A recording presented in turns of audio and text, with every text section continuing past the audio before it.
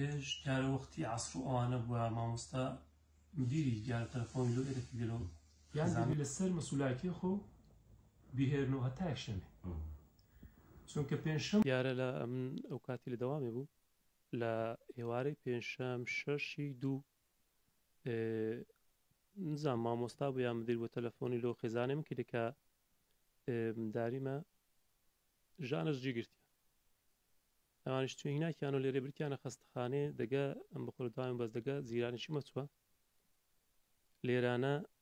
هەندێک فاس و ئەوانیان لۆ کردینە بەس ئیدیکە دکتۆری دیارە هەر بەدەستی بۆوانە وەی گوتی ئەگەری زۆرە ڕیخەرە کۆرەی پی لێرانە نەقلی ئیداری سۆرانیان کردە لەوێندەر لۆ ئاشتی برێم لە ئاشتی دیارە لەوێندەر هەر مقیم وانی هەبووینە خەفەرەکە بەخۆلێنە بۆ ئینتیزاریان کردیە داخلیان کردیە تاکو سەعاتدەی شەوێ لە عەفتی هێواری لۆ دەی شەوێ داخلیان کردیە دکتۆریش دوایە کە دیارە هاتیە پێی گوتینەکە ئەوە گچکێ و ئەمە برێم بە لێرانە ئەومەنی بەنجی لێ بدەن تەعویلی نەخۆشخانەی لە دایکبوونی منداڵیان کرد لە سۆران لەوێندەراش دیارە دیسا تاکیدیان کرد و فاس و شتیوانیان کردیە تا دەوری سعات 11 پێیان گوتیە وەڵاهی ئەمە ئێستانێکە دکتۆری خەفەر نییە بەعوکمەوە برێن پێنجشەم و جومعە و ئەوانە دکتۆری خەفەر نایە ئەگەر لەسەر مەسوولایەتی خۆی دێرنەوە هەتاکو و یەکشەم وابزانم دەگەنا دەبی ئێستانێکە تەعویلی هەولێریدا باوکمەوەی کە ئەمنیان دەگەدانە بمە دیارە خێزانی میش داوای ئیسعافی کردیە گوتیان وەڵا ئیسعاف نییە بەو شەوەی حالەتەکە هەندە شتەکە هەندە گەورە نیە عەمەلیاتەکە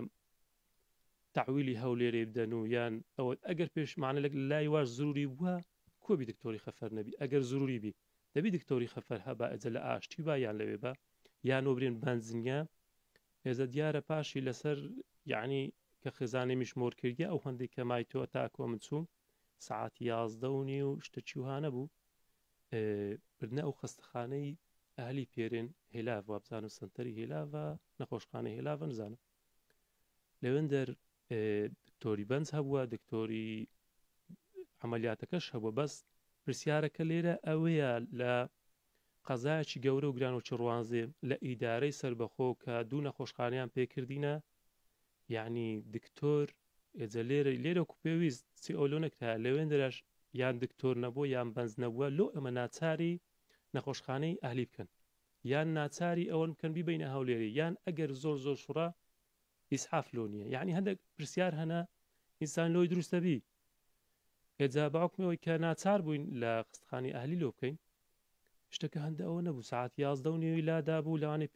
پێش 12 تەواو بوو ینی ئەمەلیاتەکەشی لۆکرا ئەجۆڵاهی ئیدیکە ئێستاکە و قسانم کە لەوانێ هەر کەسێک ژێلەوی پرسیاری لۆ دروستە بی کە لە قەزایەکی گەورە و گران چڕوانزێ لە ئیدارەی سەربەخۆ حالەتە چیوانە دروستە بی یعنی بەنج و دکتۆر نەبی بەس لە تایبەتی هەبی